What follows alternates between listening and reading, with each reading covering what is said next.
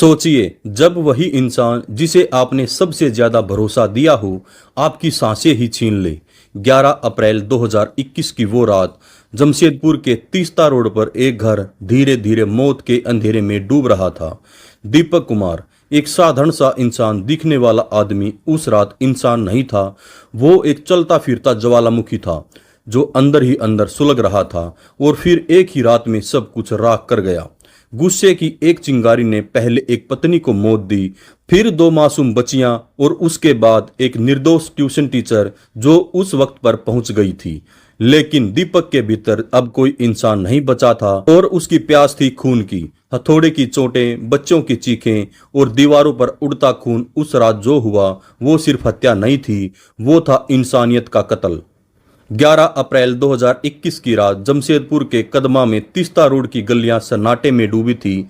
दीपक कुमार के घर की मध्यम पीली रोशनी सड़क पर बिखर रही थी, लेकिन अंदर का माहौल आग की तरह सुलग रहा था।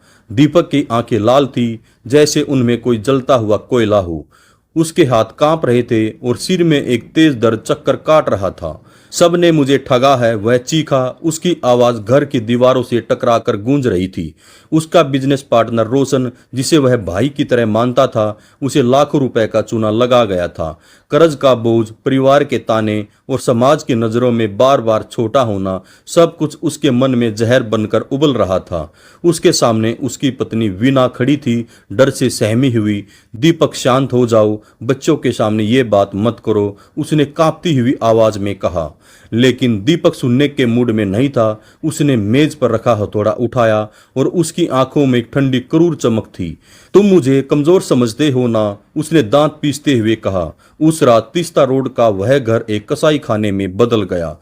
खून की धारें, चीखें और एक ऐसी सच्चाई जिसने जमशेदपुर को हिला दिया। दीपक कुमार 38 साल का एक मध्यवर्गीय आदमी, जिसकी जिंदगी बाहर से देखने में सामान्य थी। टाटा स्टील में एक स्थायी नौकरी, कदमा के तीस्ता रोड पर एक छोटा सा घर और एक परिवार, पत्नी वीणा और दो बेटियां, श्रावणी 8 साल और शानवी 5 साल। पड़ोसियों के लिए वह एक मेहनती और शांत इंसान था। सुबह वह अपनी स्कूटी पर टाटा स्टील की फैक्ट्री जाता और शाम को बच्चों के साथ हंसी मजाक करता। लेकिन यह सिर्फ एक मखौटा था। कुछ साल पहले दीपक ने एक बड़ा सपना देखा था। जो भी हमारे दोस्त चैनल पर नए हैं, प्लीज चैनल को सब्सक्राइब जरूर कर लें और वीडियो को लाइक करें। उसने अपने दोस्त रोशन के साथ मिलकर एक ट्रांसपोर्ट बिजनेस शुरू किया। सपना था कि उनकी कंपनी टाटा स्टील के लिए माल ढोएगी और वह लाखों कमा लेगा। दीपक ने अपनी जमा पूंजी करीब 15 लाख रुपए इस बिजनेस में डाल दिए। उसने वीणा के गहने बेचे, बैंक से कर्ज लिया और अपने ससुराल से भी पैसे उधार लिए। लेकिन रोशन ने उसे धोखा दे दिया। फर्जी बिल, गलत हिसाब किताब और गायब हुए पैसे। जब दीपक को सच्चाई का पता चला तो उसका सपना चूर चूर हो गया। रोशन, तूने मेरे साथ ये क्या किया? दीपक ने एक रात फोन पर चीखते हुए पूछा। रोशन की हंसी उसके कानों में चाकू की तरह चुभी। बिजनेस में ऐसा होता है दीपक, तू इतना भोला क्यों है? उस एक वाक्य ने दीपक के आत्मसम्मान को तार तार कर दिया। वह रात रात भर जागता रहा, अपने बेडरूम की छत को घूरता और सोचता कि कैसे वह अपने परिवार को इस कर्ज के दलदल से निकालेगा।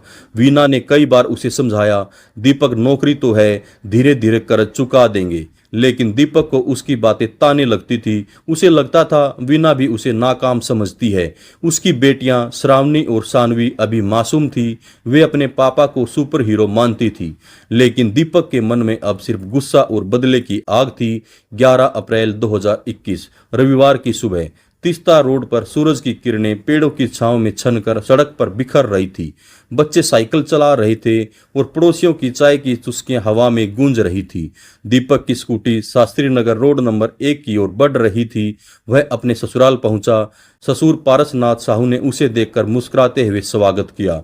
आज अचानक कैसे आ गए दामाद जी? उन्होंने मजाक में पूछा। दीपक ने हल्की सी मुस्कान दी और बोला, बस कुछ गहने चाहिए थे पापा, थोड़े दिन के लिए। पारसनाथ को कोई शक नहीं हुआ। उन्होंने 300 ग्राम सोने चांदी के गहने दीपक को दे दिए। लेकिन दीपक के चेहरे पर वह शांति नहीं थी जो पहले हुआ करती थी। उसकी आंखों में एक अजीब सी बेचैनी थी। वह घर लौटा, लेकिन उसका दिमाग कहीं और था। उसने रोशन को फोन किया। आज रात तुझसे हिसाब करूंगा, उसने ठंडी आवाज में कहा।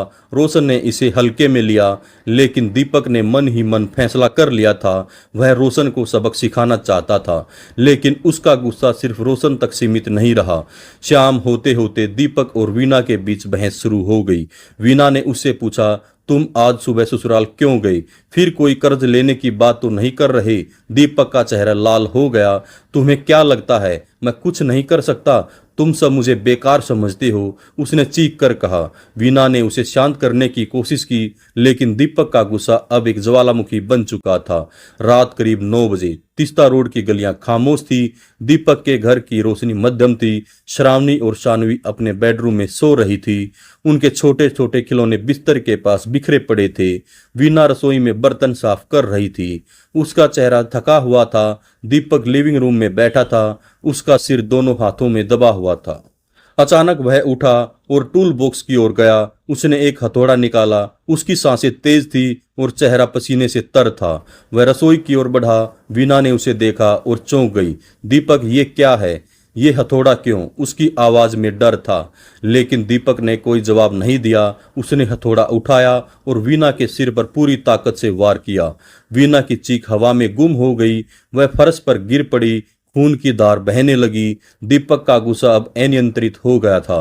वह बच्चों के कमरे में गया। श्रावणी और शानवी नींद में थी। उनके चेहरों पर मासूमियत थी, लेकिन दीपक के लिए अब कुछ मायने नहीं रखता था। उसने एक एक करके दोनों पर हथौड़ों से वार किया, फिर तकिए से उनका मुंह दबाकर उनकी सांसें छीन ली। दीवारों पर खून के छींटे बिखर गए। घर अब एक कब्रिस्तान बन चुका था। 12 अप्रैल की सुबह सूरज की किरणें तीस्ता रोड पर बिखर रही थी। रिया घोष, एक 28 साल की मेहनती ट्यूशन टीचर, अपनी स्कूटी पर सवार होकर दीपक के घर पहुंची। रिया हर दिन की तरह समय की पाबंद थी। उसका चेहरा हमेशा मुस्कान से भरा रहता था। वह श्रावणी और शानवी को पढ़ाने में माहिर थी और बच्चे उसे बहुत ज्यादा पसंद करते थे। उसने अपनी स्कूटी खड़ी की और दरवाजा खटखटाया। दीपक ने दरवाजा खोला। उसका चेहरा शांत था, लेकिन आंखें खाली और ठंडी थी। श्रावणी, शानवी तैयार हैं? रिया ने मुस्कुराते हुए पूछा। दीपक ने सिर हिलाया और उसे अंदर बुलाया। रिया ने जैसे ही लिविंग रूम में कदम रखा, उसकी नजर खून से सने फर्श और दीवारों पर पड़ी। उसका दिल जोर जोर से धड़कने लगा। ये क्या है? वह डर से पीछे हटने लगी। उसकी आवाज कांप रही थी, लेकिन दीपक ने पहले ही दरवाजा बंद कर दिया था। रिया ने चीखने की कोशिश की, लेकिन दीपक ने उसका मुंह दबा दिया। उसने रिया को जमीन पर पटक दिया और उसकी जान ले ली। लेकिन दीपक का अपराध यही नहीं रुका। उसने रिया के शव के साथ बलात्कार किया। एक ऐसा कर्तव्य जो मानवता को शर्मसार करता है। फोरेंसिक जांच में बाद में रिया के शव और आसपास के सामान पर दीपक के वीर्य के निशान मिले, जो इस घृणित अपराध की पुष्टि करते थे। इसके बाद दीपक ने रिया की स्कूटी को घर की बालकनी में छिपा दिया, ताकि कोई शक न करे। उसने कमरे को साफ करने की कोशिश की, लेकिन खून के धब्बे दीवारों और फर्श पर चीख चीख कर सच बयान कर रहे थे। 12 अप्रैल की दोपहर करीब 1 बजे रिया के परिजनों को चिंता होने लगी। वह हर दिन 12:30 बजे तक घर लौटकर आती थी, लेकिन आज उसका कोई अता पता नहीं था। रिया की मां शांति घोष ने घबराते हुए दीपक को फोन किया। रिया कहाँ है? वह ट्यूशन पढ़ाकर लौटी नहीं, उन्होंने कांपती आवाज में पूछा। दीपक की आवाज में एक ठंडी शांति थी। रिया, वह तो पढ़ाकर चली गई, मैं अपने परिवार के साथ रांची जा रहा हूं। उसने फोन काट दिया, लेकिन शांति को उसकी बातों पर भरोसा नहीं हुआ। रिया कभी बिना बताए कहीं नहीं जाती थी। उन्होंने तुरंत कदमा पुलिस स्टेशन को सूचना दी। उसी सुबह दीपक एक स्थानीय ज्वेलर के पास गया। उसने ससुराल से लाए 300 ग्राम सोने चांदी के गहने 3 लाख रुपए में बेचे। ज्वेलर ने उससे कोई सवाल नहीं किया, क्योंकि दीपक का चेहरा शांत और आत्मविश्वास से भरा था। शायद वह शहर छोड़कर भागने की योजना बना रहा था, लेकिन उसका भाग्य अब उसे बचाने वाला नहीं था। दोपहर 2 बजे कदमा पुलिस स्टेशन से एक जीप तीस्ता रोड की ओर बढ़ी। रिया की मां की शिकायत ने पुलिस को हरकत में ला दिया था। जब पुलिस दीपक के घर पहुंची तो दरवाजा बंद था। उन्होंने जोर जोर से दरवाजा खटखटाया, कोई जवाब नहीं आया। आखिरकार पड़ोसियों की मदद से दरवाजा तोड़ा गया। अंदर का दृश्य किसी की भी रूह कपा देने वाला था। वीना का शव रसोई में पड़ा था, उसका सिर खून से लथपथ था। श्रावणी और शानवी अपने बेडरूम में मर्द पड़ी थी। उनके छोटे छोटे शरीरों पर हथौड़े के निशान साफ दिखाई दे रहे थे। रिया का शव लिविंग रूम में था। उसकी आंखें खुली थी, जैसे वह आखिरी पल में कुछ कहना चाहती थी। दीवारों पर खून के छींटे, फर्श पर खून की धारें। यह घर अब एक कब्रिस्तान बन चुका था। पुलिस ने तुरंत क्राइम सीन को सील कर दिया। फोरेंसिक टीम को बुलाया गया। दीपक को कुछ ही घंटों में गिरफ्तार कर लिया गया। वह शहर के बाहरी इलाके में अपनी स्कूटी पर घूम रहा था, शायद भागने की फिराक में था। पूछताछ में उसने टूटी फूटी आवाज में बताया कि उसका बिजनेस पार्टनर रोशन ने उसे धोखा दिया था।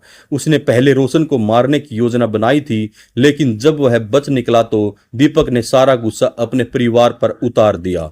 रिया को इसलिए मारा गया क्योंकि वह गलत समय पर गलत जगह थी। फोरेंसिक जांच ने एक और भयावह सच सामने लाया। रिया के शव पर बलात्कार के साक्ष्य मिले। उसके कपड़ों और आसपास के सामान पर दीपक के वीर्य के निशान थे। यह खुलासा पुलिस और पूरे शहर के लिए झकझोर देने वाला था। पुलिस ने दीपक के खिलाफ हत्या, बलात्कार, चोरी और सबूत मिटाने के तहत चार्जशीट दाखिल की। मामला जमशेदपुर सत्र न्यायालय में पहुंचा। सुनवाई के दौरान दीपक का चेहरा भावहीन था। उसने कहा, मैंने गुस्से में यह सब किया। रोशन ने मुझे बर्बाद कर दिया, लेकिन कोर्ट ने उसकी दलीलों को खारिज कर दिया। रिया के परिजनों की गवाही ने कोर्ट रूम में सन्नाटा ला दिया। शांति घोष रोते हुए बोली, मेरी बेटी सिर्फ बच्चों को पढ़ाने गई थी, उसने क्या गलती की थी। वीना के पिता पारसनाथ साहू ने कोर्ट में कहा, हमने उसे अपना बेटा माना और उसने हमारा पूरा परिवार उजाड़ दिया। 1 अप्रैल 2023 को विशेष जज राजेंद्र कुमार सिन्हा ने दीपक को दोषी ठहराया। उसे 4 हत्याओं, बलात्कार और अन्य अपराधों के लिए फांसी की सजा सुनाई गई। कोर्ट ने इसे रेयर ऑफ रेयर मामला माना। 28 अप्रैल 2025 को झारखंड हाई कोर्ट ने इस सजा को बरकरार रखा। दोस्तों, अगर आप सभी को हमारी ये सच्ची क्राइम की स्टोरी अच्छी लगे तो हमारे चैनल को लाइक, शेयर और सब्सक्राइब जरूर करें। नमस्कार, धन्यवाद, जय हिंद, जय भारत।